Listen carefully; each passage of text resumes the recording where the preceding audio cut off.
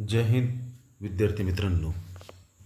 पूर्व उच्च प्राथमिक शिष्यवृत्ती परीक्षा आज आपण पाहणार आहोत लिंगविचार थोडक्यामध्ये. कारण की हा धडा खूप मोठा आहे आणि याच्यामधून आपल्याला खूप काही असं शिकायला मिळतं. त्यामुळे एका व्हिडिओमध्ये हा धडा होणार नाही. बाकीचा आपण रील्सच्या माध्यमातून वगैरे आपण एक छोटे छोटे तक्त्याच्या स्वरूपामध्ये समजून घेऊयात. तर चला सुरू करूयात लिंगविचार. जिल्हा परिषद प्राथमिक शाळा नाणार मोंडेवाडी, तालुका राजापूर, जिल्हा रत्नागिरी. मी देवेंद्र निवृत्ती कांबळे आपलं सहर्ष स्वागत करतो. तर मित्रांनो, पहिलं आपल्याला पाहायचं आहे नामांचे विकरण. ठीक आहे. आता याच्यामध्ये हे जे विकरण आहे तर नामाचे विकरण. तर विकरण म्हणजे काय? तर विकरणचा अर्थ होतो बदल. ठीक आहे, बदल किंवाच विकार, यालाच काय म्हणतात? विकार. ठीक आहे. लिंग, वचन व विभक्ती यामुळे नामाच्या रूपात जो बदल होतो त्यास नामाचे विकरण असे म्हणतात. ठीक आहे. नामाच्या रूपात कशामुळे बदल होतो? तर लिंग, वचन व विभक्ती याच्यामुळे. ठीक आहे. उदाहरण पाहूयात. मुलगा पुस्तक वाचतो. ठीक आहे. मुलगी पुस्तक वाचते. मुले पुस्तक वाचतात आणि मुलांना पुस्तक वाचायला आवडते. तर आता हे जे उदाहरण दिलेत यामध्ये या चौकोनामध्ये मुलगा, मुलगी, मुले, मुलांना. ठीक आहे. आता मुलगा काय आहे? पुल्लिंग आहे. मुलगी स्त्रीलिंग, मुले अनेक वचन होतं. तर मुलांना हे विभक्तीमधील शब्द आहे हा. ठीक आहे. मग आता हे विभक्ती म्हणजे काय? आता हे तर समजतंच आपल्याला. ठीक आहे, की पुल्लिंग, स्त्रीलिंग, अनेक वचन. मग आता विभक्ती म्हणजे काय याच्यावर सुद्धा एक आपला वेगळा असा व्हिडिओ होणार आहे. ठीक आहे. तर मग आता एक थोडक्यामध्ये ह्या उदाहरणापुरते एक विभक्ती म्हणजे काय ते सांगतो थोडक्यात. ठीक आहे. तर आता विभक्तीमध्ये जर आपण पाहिलं तर मुख्यतः विभक्तीचे 8 प्रकार होतात. ठीक आहे. विभक्तीचे किती प्रकार आहेत? 8 प्रकार आहेत. शब्दातील संबंध दाखविण्यासाठी शब्दात जो बदल किंवा विकार होतो त्यास विभक्ती असं म्हणतात. ठीक आहे. विभक्तीचे प्रकार किती आहेत? 8 प्रकार आहेत. प्रथमा, द्वितीया, हे थोडक्यात लिहितो मी. ठीक आहे. द्वितीया, तृतीया, चतुर्थी, पंचमी, षष्ठी, सप्तमी. आता हे 7 झाले. ठीक आहे. 1 2 3 4 5 6 7. आणि 8वी काय आहे? तर अष्टमी नाही, तर 8वी विभक्ती असते संबोधन. 8वी विभक्ती काय असते? संबोधन. तर म्हणजे अशा प्रकारे 8 विभक्ती असतात. याच्यावर आपण एक स्पेशल व्हिडिओ बनवणार आहोत. चला पुढे. लिंग. तर लिंग म्हणजे काय? नामाच्या रूपावरून एखादी वस्तू वास्तविक अगर काल्पनिक पुरुष जातीची आहे की स्त्री जातीची आहे की दोन्हीपैकी कोणत्याच जातीची नाही हे ज्यावरून आपल्याला कळते त्यास लिंग असे म्हणतात. म्हणजे नामाच्या रूपावरून एखादी वास्तविक अगर काल्पनिक, मग कोणते? पुरुष जातीची की स्त्री जातीची किंवा दोन्हीपैकी कोणत्याच जातीची नाही. ठीक आहे. ज्यावेळेस आपल्याला कळतं त्यास लिंग असे म्हणतो. मग आपण बोलण्यामध्ये की एका मागच्या व्हिडिओमध्ये मी तुम्हाला सांगितलं होतं की बाबा एखादं लहान मुलं असतं, मुलगी आहे, तर मग ती लहान मुलगी एक 3 4 5 वर्षाची बोलता बोलता काय म्हणते? मी जेवलो, मी खेळायला चाललो. ठीक आहे. किंवा मी खेळतो, असे शब्द ती वापरते. मग ते लिंगामध्ये तिला बदल म्हणजे फरक कळत नाही. जे नॉर्मली घरामध्ये पुरुष मंडळी असतील किंवा भाऊ असेल वगैरे त्या बोलण्याच्या ओघामध्ये ती बोलून जाते. मग हाच फरक जो आहे तो आपल्याला या पाठामध्ये पाहायचा आहे अभ्यासाच्या दृष्टीने. तर लिंग म्हणजे लक्षण किंवा चिन्ह. ठीक आहे. लिंग म्हणजे लक्षण किंवा चिन्ह. आता इथे 3 उदाहरण दिलेत बघा. तो पुरुष, ती स्त्री, ते मूल. मग आपल्याला याच्यामध्ये घेण्यासारखं काय आहे? तर इथे आहे तो, ती, ते. तो आलं तर पुल्लिंग, ती आलं तर स्त्रीलिंग आणि ते आलं तर नपुसकलिंग. ठीक आहे, चला पुढे. लिंगाचे मुख्य 3 प्रकार पडतात, की आता मी तुम्हाला जे सांगितले की लिंगाचे मुख्य प्रकार किती 3 आहेत. स्त्रीलिंग, पुल्लिंग, स्त्रीलिंग आणि नपुसकलिंग. तर मग ह्याच्यामध्येच ओळखायचं कसं, मी परत परत ह्याच्यामुळे सांगतो की ते तुमच्या चांगलं ध्यानात राहावं म्हणून. तो, ती, ते. ठीक आहे, याच्यावरून आपल्याला लिंग ओळखायचं. पहिलं आहे पुल्लिंग. पुल्लिंग ज्या नामावरून पुरुष किंवा नर जातीचा बोध होतो तेव्हा त्यास पुल्लिंग असे म्हणतात. ठीक आहे, पुरुष किंवा नर जातीचा बोध होतो त्यावेळेस आपण त्याला काय म्हणतोय, पुल्लिंग असे म्हणतोय. की उदाहरणार्थ मुलगा, शिक्षक, घोडा, कुत्रा, चिमणा, सिंह. तर तो मुलगा असं होतं, बरोबर आहे. इथे काय होतं, तो मुलगा, ती मुलगा होत नाही, तो शिक्षक, तो घोडा, तो कुत्रा, तो चिमणा, तो सिंह. ती असा शब्द आपण वापरत नाही. म्हणजे पुल्लिंग ओळखायचं असेल तर आपण त्याचं उच्चारण कसं करतो बोलवताना किंवा दाखवताना, तो मुलगा पहा. ठीक आहे, ती मुलगा पहा असं म्हणत नाहीत. पुढे आहे स्त्रीलिंग. ज्या नामावरून स्त्री किंवा मादी जातीचा बोध होतो तेव्हा त्यास स्त्रीलिंग असे म्हणतात. उदाहरणार्थ मुलगी, गाय, घोडी, कुत्री, चिमणी, मुंगी. तर स्त्री किंवा मादी जातीचा बोध होतो. ती मुलगी, ती गाय, ती घोडी, ती कुत्री, ती चिमणी, ती मुंगी. ठीक आहे, संबोधन करताना आपण काय केलेलं आहे, ती आपण ती वापरतो, ती मुलगी आहे. ठीक आहे, तो मुलगी आहे असं म्हणत नाही. पुढे नपुसकलिंग. ज्या नामावरून पुरुष किंवा स्त्री यापैकी कोणत्याच जातीचा बोध होत नाही तेव्हा त्यास नपुसकलिंग असे म्हणतात. ठीक आहे, मग उदाहरण काय येईल, मूल, घोडे, वासरू, कुत्रे, फूल, कोकरू.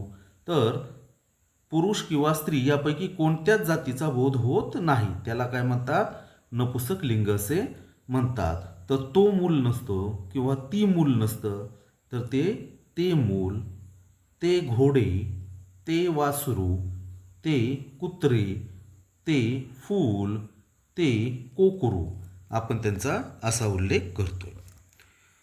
निर्जीव वस्तूचे लिंग ओळखायचे आपल्याला. ठीक आहे, तर काही निर्जीव वस्तू सजीव आहेत अशी कल्पना करून आपण केव्हा केव्हा बोलतो. ठीक आहे, मग केव्हा केव्हा बोलतो, मग आता याचं उदाहरण जर घ्यायचं म्हटलं, ठीक आहे, तर केव्हा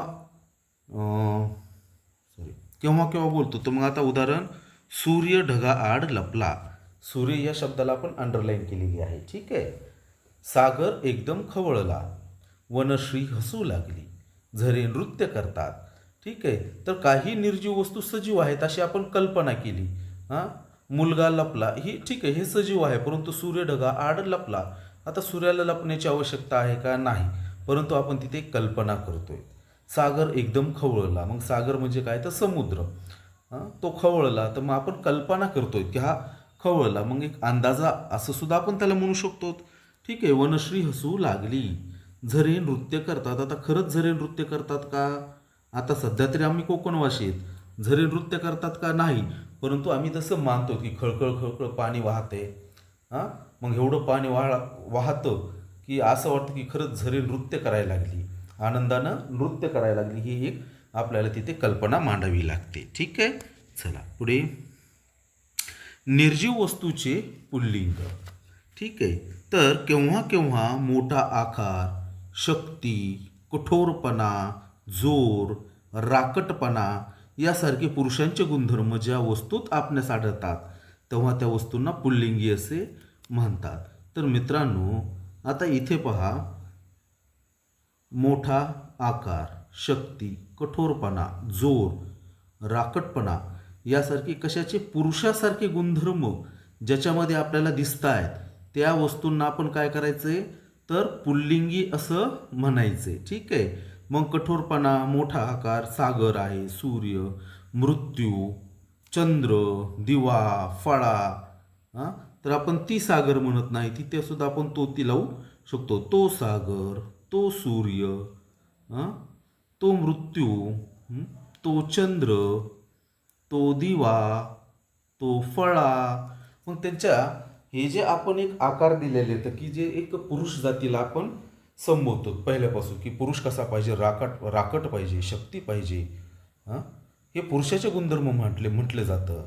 मग त्या त्या वस्तूंना आपण त्या आकाराने किंवा त्याच्या गुणधर्मानुसार आपण त्यांना पुल्लिंग असे म्हणू शकतो. निर्जीव वस्तूचे स्त्रीलिंग.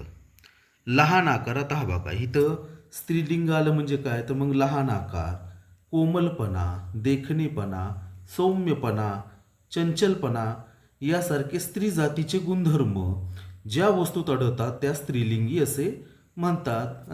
की कोमलपणा, देखणेपणा, सौम्यपणा, चंचलपणा हे कशा कुणात असतं, स्त्रियांमध्ये असतं. मग तसं जर काही असेल तर त्याला आपण स्त्रीलिंगी म्हणू शकतो. उदाहरण वनश्री, वीज, फळी, श्रीमंती, चांदणी, पृथ्वी. आणि यांचा उच्चार करताना देखील आपण काय म्हणतोय, ती वनश्री, ती वीज, तो वीज होऊ शकत नाही. ती फळी, ती श्रीमंती, ती चांदणी, ती पृथ्वी. ठीक आहे, तो पृथ्वी होत नाही, ती पृथ्वी. मग असं आपल्याला निर्जीव वस्तूचं स्त्रीलिंग ओळखायचं आहे.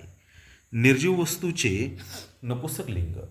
ज्या वस्तूमध्ये पुरुष जातीचे किंवा स्त्री जातीचे यापैकी कोणतेही गुण आढळत नाहीत तेव्हा त्यास नपुंसकलिंग असे म्हणतात. मग घर, ताट, कपाट, दार, दुकान, ह्याच्यामध्ये राकटपणाही नाही, सौम्यपणाही नाही, चंचलपणाही नाही. मग ते घर, ते ताट, ते कपाट, ते दार, ते दुकान. ठीक आहे, मग अशा प्रकारे वस्तूचं नपुंसकलिंग असे आपल्याला ओळखायचं आहे. पुढील प्रश्न. निर्जीव वस्तूचे पुल्लिंग व स्त्रीलिंग. ठीक आहे, मग आता निर्जीव वस्तूचं पुल्लिंग आणि स्त्रीलिंग बघा. पुल्लिंग म्हणजे पुरुषलिंगीमध्ये काय येतं आणि स्त्रीलिंगीमध्ये काय येतं. तर वारा हा पुल्लिंग आहे, झुळूक ही स्त्रीलिंग आहे. शब्द हे एकच आहेत म्हणजे याचे अर्थ वेगवेगळे आहेत. ठीक आहे, वृक्ष, वेली, लोटा, लोटी, समुद्र, नदी. परंतु याच्यामध्ये अपवाद कोणाचा आहे, तर ओढा, नदी. ठीक आहे, याच्यामध्ये अपवाद ओढा, नदी आणि दोरा, दोरी. ठीक आहे, मराठीत एकाच अर्थाचे शब्द 3 वेगवेगळ्या लिंगात आढळतात. पुल्लिंग, स्त्रीलिंग, नपुंसकलिंग. ठीक आहे, तर एकच अर्थ. आता देह, मग आता देह त्याला शरीर म्हणतो, काया किंवा तनू म्हणजे देह हा पुल्लिंग शब्द येतो. ठीक आहे, तो देह. स्त्रीलिंगीमध्ये काय येणार, ती काया किंवा ती तनू. आणि शरीर म्हणजे काय येणार, नपुंसकलिंगीमध्ये ते शरीर.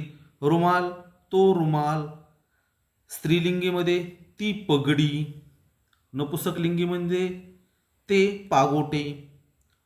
पुल्लिंगीमध्ये तो ग्रंथ, ती पोथी, ते पुस्तक.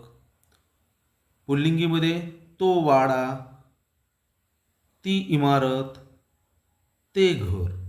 ठीक आहे, मग हे एकाच अर्थाचे शब्द आहेत की हे दिलेल्या शब्दांचे काय आहेत, आपण एक समानार्थी शब्द यांना म्हणूया. ठीक आहे, मराठीत एकाच अर्थाचे शब्द 3 वेगवेगळ्या लिंगात आढळतात. हे महत्त्वाचं आहे. हे ध्यानात ठेवा. पुढे, संस्कृत भाषेतून घेतलेल्या काही शब्दांचे लिंग मराठीमध्ये बदललेले दिसते. की शब्द संस्कृतमधील आणि मराठीमधील पाहूयात आपण. रास. आता रास हा शब्द संस्कृतमध्ये पुल्लिंग आहे तर मराठीमध्ये स्त्रीलिंगी आहे. शपथ, शपथ संस्कृतमध्ये पुल्लिंगी, मराठीमध्ये स्त्रीलिंगी. ती शपथ म्हणतो आपण. खडंग संस्कृतमध्ये पुल्लिंगी, मराठीमध्ये नपुंसकलिंगी. अश्रू संस्कृतमध्ये नपुंसकलिंगी परंतु मराठीमध्ये पुल्लिंगी, ते अश्रू, तो अश्रू. स्वप्न संस्कृतमध्ये पुल्लिंगी, मराठीमध्ये नपुसकलिंगी. ठीक आहे. ते स्वप्न. जन्म मराठीमध्ये नपुसकलिंगी, संस्कृतमध्ये नपुसकलिंगी, मराठीमध्ये स्त्रीलिंगी. वस्तू संस्कृतमध्ये नपुसकलिंगी, मराठीमध्ये स्त्रीलिंगी. तर विघ्न संस्कृतमध्ये पुल्लिंगी, मराठीमध्ये नपुसकलिंगी, ते विघ्न. वपू संस्कृतमध्ये नपुसकलिंगी, मराठीमध्ये स्त्रीलिंगी. तर रोम संस्कृतमध्ये नपुसकलिंगी, तर मराठीमध्ये पुल्लिंग. ठीक आहे. ते रोम, तो रोमांच किंवा तो रोम. ठीक आहे मित्रांनो, आपण आता याच्या पुढचे सुद्धा आहेत की आकारांत आहेत, इकारांत आहेत, उकारांत आहेत.